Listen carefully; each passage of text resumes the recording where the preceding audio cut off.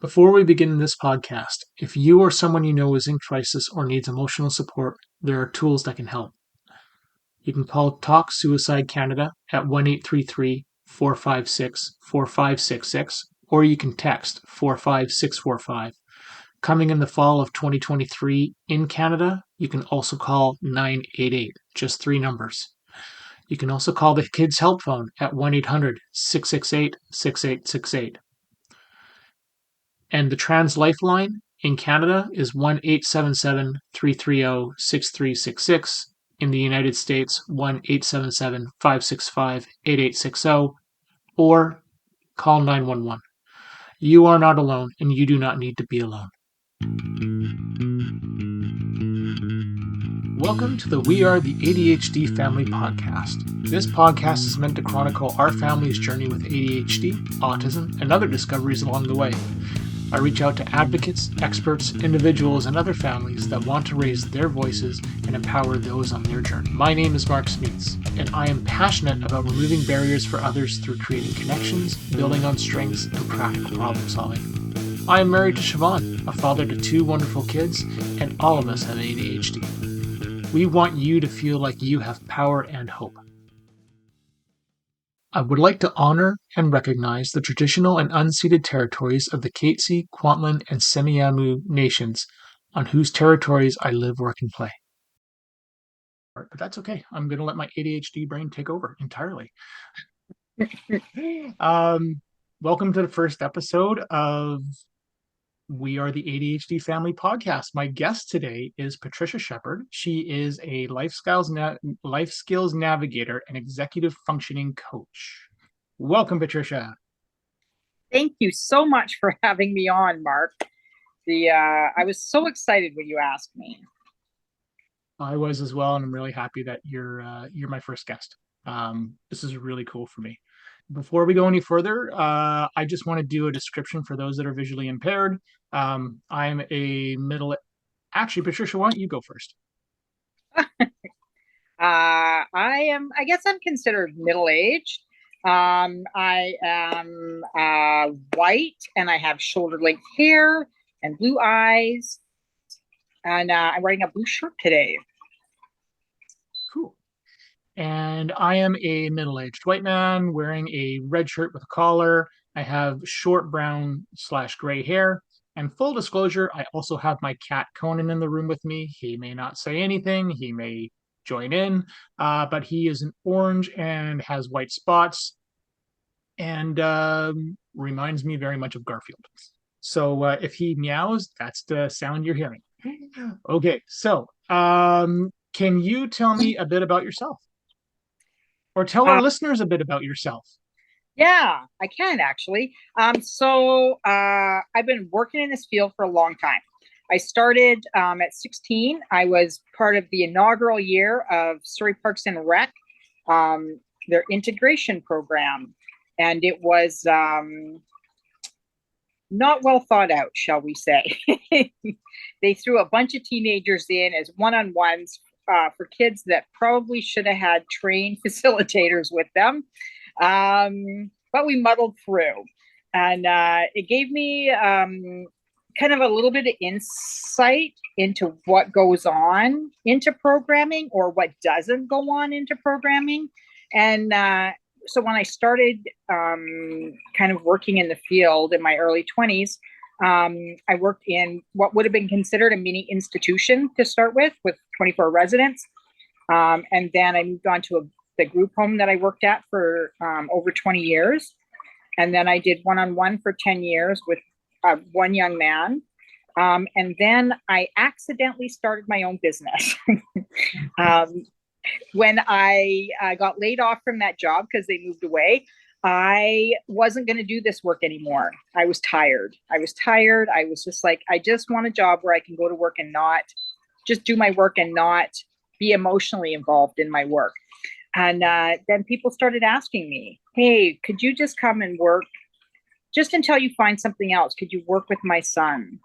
Right? Could you work with my daughter? So I said yes to a couple of friends of mine. And then it just kept building. As soon as people found out that I was actually doing it, then I started to get lots of people asking me, or friends of friends referring me. I've never had to advertise for anything I do. People just kind of show up on my doorstep and go, "Hey, could you work with my kid?" Um, so I've been doing that for 5 years now. And so I tell people I'm the number one sidekick at number one sidekick services. And Cool.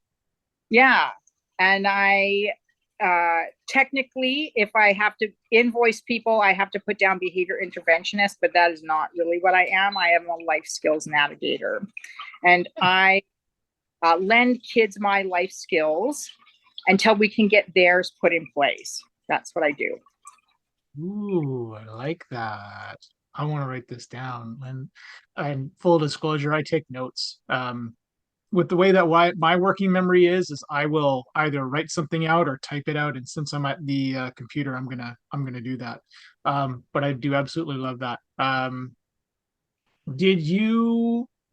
So, I mean, you started at this when you were really young. Did you see yourself? Did you ever see yourself as an ad? Like, and I know you've got one son, right? I actually have two sons and a daughter. Two sons and okay. Um, did I mean this came before kids? Obviously, it's from what it sounds like. So, Yeah. did you ever see yourself as an advocate, and doing this when you were that age? I don't know that I saw myself as an advocate. Like, I was super happy to do it. The kids were amazing that I worked with. And so I could see myself doing that kind of work, but I didn't realize at the time how much advocacy was going to have to go into it just as part of my job. And then my son Isaac has dyslexia, dyspraxia, and dysgraphia. And so I did not even know that I was going to have to be advocating for my own kids at some point. When our son was born, we had no idea either. That was definitely an interesting wake up call for us, because we were, and that's part of the reason I mean I told you, but that's part of the reason I started the podcast is because there's that little motto slash mantra I have of I don't want parents to go through what my wife and I did and how hard we struggled, and I know there are people that may have struggled worse, and I'm not trying to take away from them. And right now, I think we're in a good place, but I know I know what that feeling is like all too well. And you and I have talked about that offline, before too. So then did you, I mean, I guess the question is, and I'm not sure if I need to apologize for the language, but do you see yourself as an advocate, an angry parent, or both, or neither? I am definitely an advocate for the kids that I work with and for the families that I work with. And I do it in some, I think, kind of out of the box ways. So part of what I do is I support the entire family. I never just support one child in the family. So I support the whole family. And part of that is advocating for parents, like helping find them resources, helping them do paperwork, trying to figure out systems, right? Like I spend a lot of my time just like researching, just trying to figure stuff out for the kids that I work with. And anytime they come up with like a new diagnosis, because some of the kids I work with have very complex diagnoses, and I like dive in and learn about that thing. What can we add on that will be very specific to this, that will be helpful and doable? Because some stuff is not doable when you live and work in a family, right? One of my families has 4 children. They can't just focus on one child. It doesn't matter what his needs are. All 4 children have needs, right? So you can't just say, well, you got to do 2 hours of physiotherapy a day. It's not doable, right? It's not doable.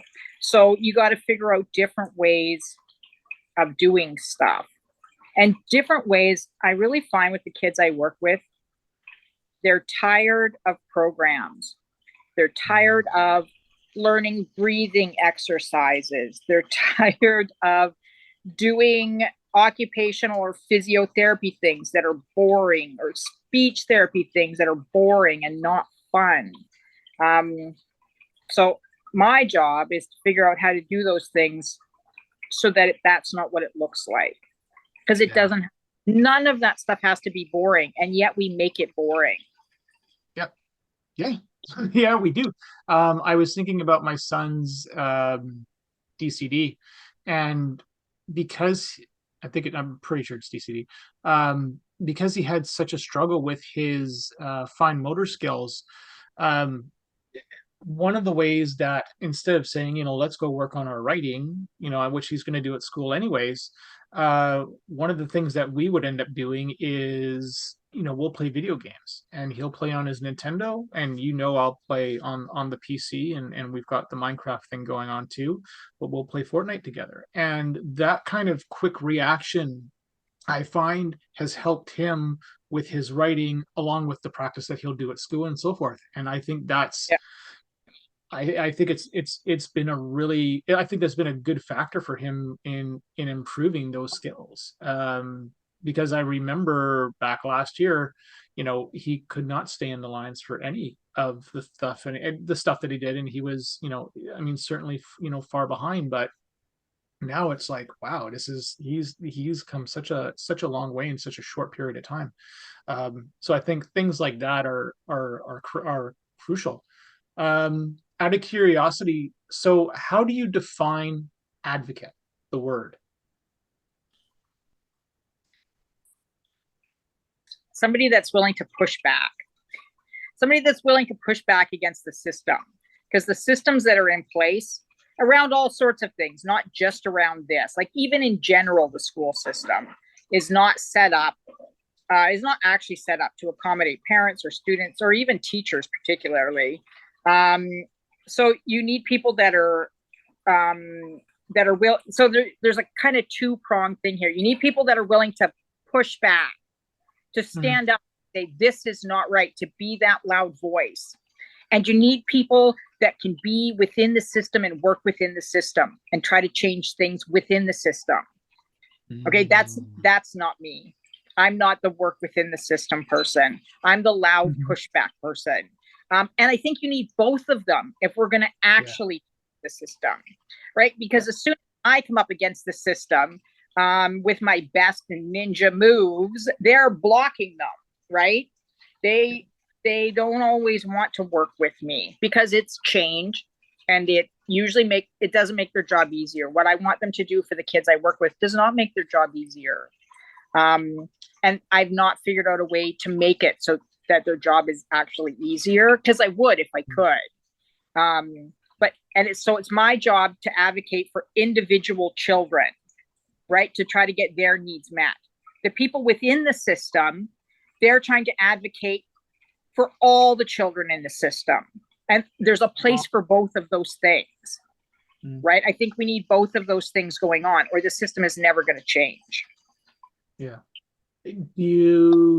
Out of curiosity, do you think that definition of that willing to push back against the system and working within the system, can it be one person, or does it have to be two separate people?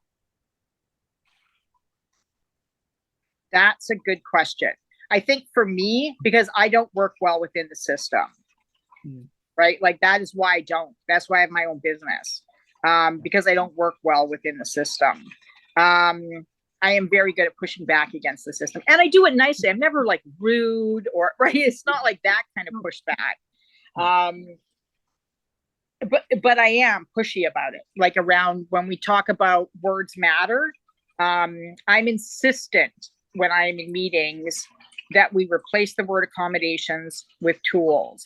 Now I know they write on their forms accommodations because that's what they need to do to get stuff done, right? But in the meeting, when we're talking about it, I'm very firm on I want the word tools.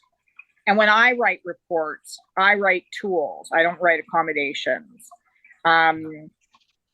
Everybody that I work with knows how passionate I am about that. And most people are pretty easygoing about it. But I know when they go and write their notes, they write accommodations.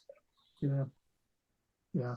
It makes me wonder what what step an administrator or a teacher, that sort of thing, what step that they'd be willing to take to change, to make that change as well. Because, and I don't want to say it's easy for us per se, because that's kind of a weird way to say it, but if teachers all of a sudden, or EAs or whoever, or the school-based team, SBT, who's the typical acronym you hear, if they start writing those things down there, is all of a sudden everybody going to get in trouble, and people are going to be like, why is everybody writing tools down? Like, I wonder from that point of view of where the pushback would sort of be, and really how difficult is it to change one word, and a word that shows neutrality as opposed to we're doing you a favor kind of thing. Exactly right. um the we've got I was gonna ask you, when did you, that point of, what advice do you have for someone ready to take up the fight, this kind of fight? That that's a that is a tricky question. Um, you need to be really good with holding your boundaries, right? About what you will and will not let go, because you can't fight every fight, right? Like I can't fight every fight going into a meeting. For the most part, I always feel it's a bit of a miracle that I'm invited to meetings. Because technically, like, they don't have to invite me to IEP meetings. I don't work within the school system at all. And I know EAs is what they would sort of equate me with. And the EAs are not generally invited to IEP meetings either. Mm-hmm. But my parents have all been really good about wanting me on board. When we do meetings. So I've been to quite a few of them, and people have always listened respectfully, but you have to kind of know going into it, what are you going to pick your fights about? Yeah.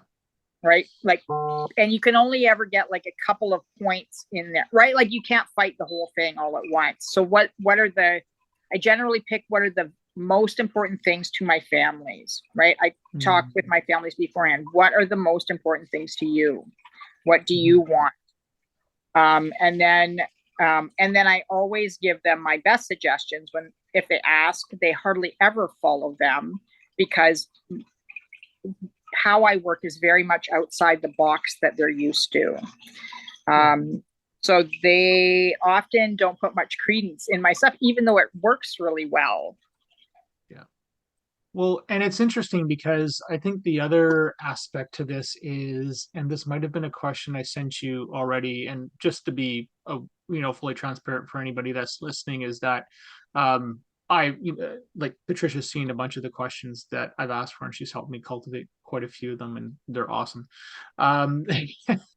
The hard thing, and I can't remember where I wrote this down, but when you've got a parent, I think that the challenge on the parenting end is that when you've got a parent that's stressed out, triggered, and really just emotionally upset, and I know, my wife and I were like that, trying to be part of something that is going to make it better, it can be really emotionally exhausting, and it takes time to sort of build that up, find your energy, and get along with and go along with it. It makes it tricky sometimes.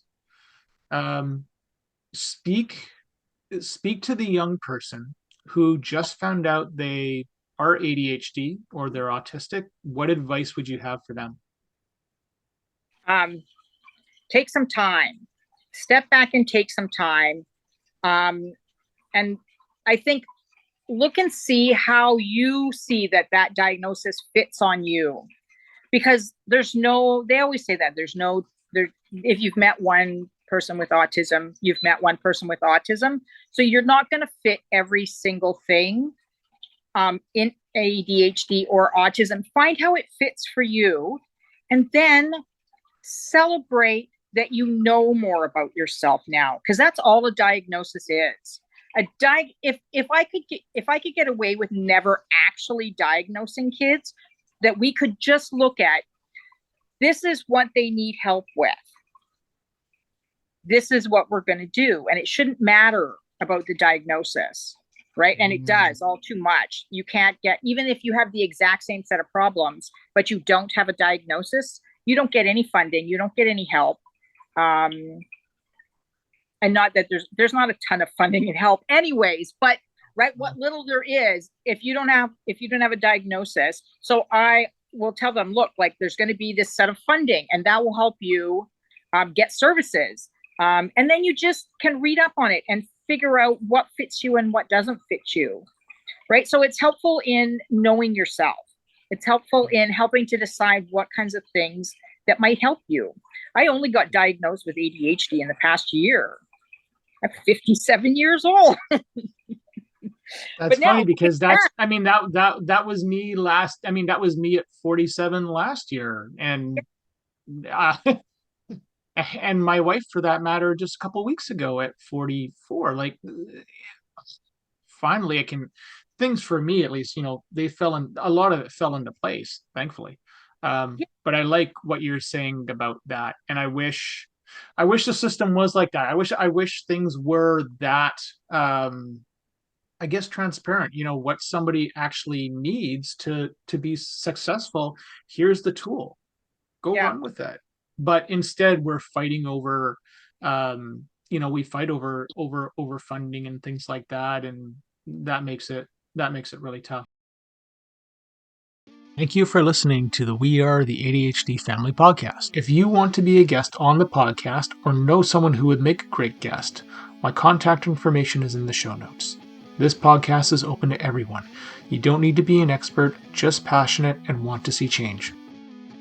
The opinions expressed by the hosts and guests are not associated with any employer or organization unless otherwise stated. We are the ADHD family.